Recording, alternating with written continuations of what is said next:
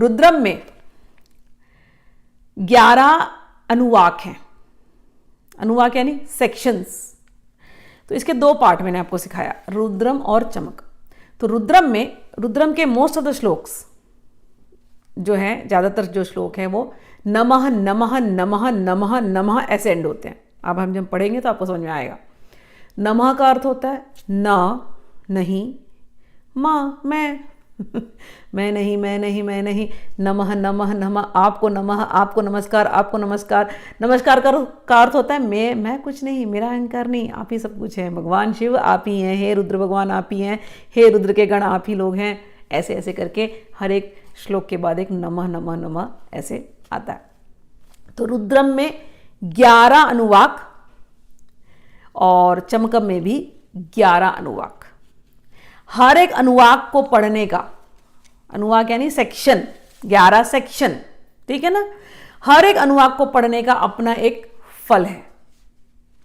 और ज़्यादातर फल आप कॉमनली देखेंगे तो बीमारियां दूर करना, धन की प्राप्ति, और जो कुछ भी हमारे पास है उसकी रक्षा करना, इस प्रकार से अलग अलग उसके जो है फलश्रुति है, फल है।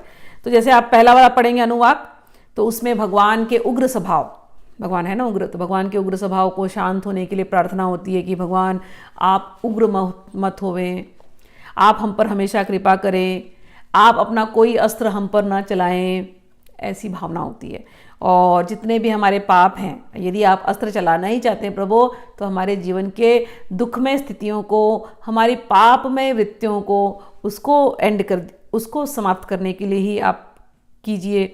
अच्छा, आप सभी का कल्याण करें, इस प्रकार से हमारे अंदर के, हमारे जीवन के कोई रोग हों तो उनका आप निवारण करें, भूत प्रेत इत्यादि की बाधाओं से हमारी रक्षा करें। तो ये पहला वाला अनुवाक आप पढ़ेंगे तो ऐसा होगा।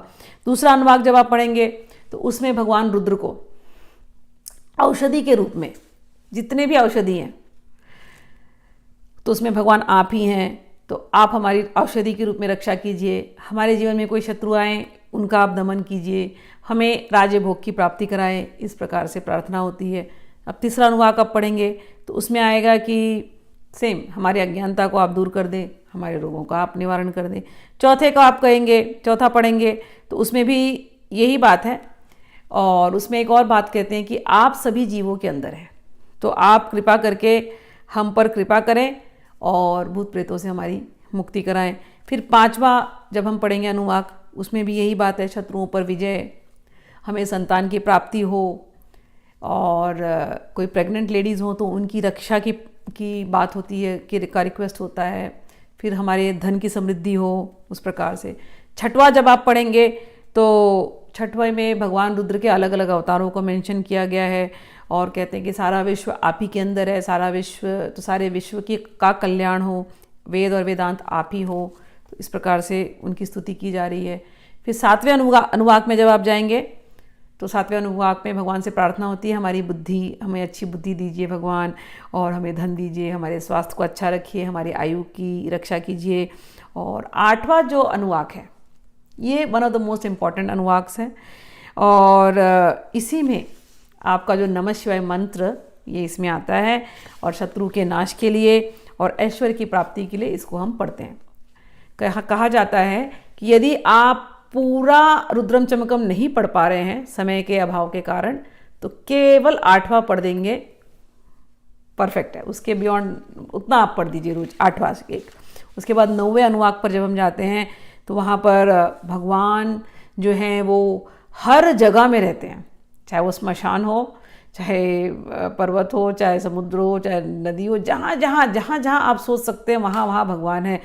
जो शुद्ध जगह है वहाँ पर भी भगवान है, अशुद्ध जगह है वहाँ पर भी भगवान है।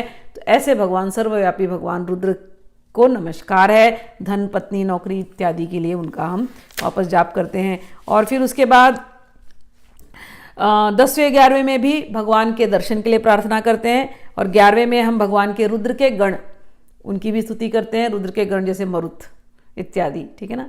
जब हम पढ़ेंगे तो आपको समझ में आएगा।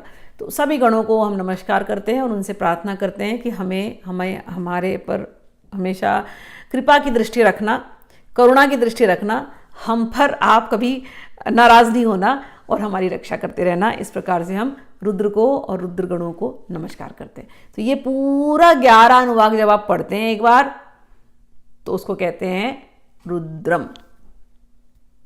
ठीक है, और उसके बाद आता है चमकम।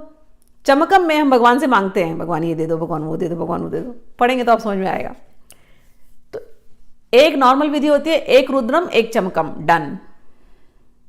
दूसरी विधि होती है, अच्छा चमकम में भी 11 सेक्शन से 11 अनुवाक, ठीक है ना। दूसरी विधि होती है, एक बार पूरी रुद्रम पढ़ी, फिर चमकम का पहला अनुवाक पढ़ा, फिर दूसरी बार रुद्रम पढ़ा, फिर चमकम का दूसरा अनुवाक पढ़ा, फिर तीसरी बार रुद्रम पढ़ा, चमकम का तीसरा अनुवाक पढ़ा। इस प्रकार से 11 बार आपने रुद्रम पढ़ा और 11 अनुवाक पढ़े।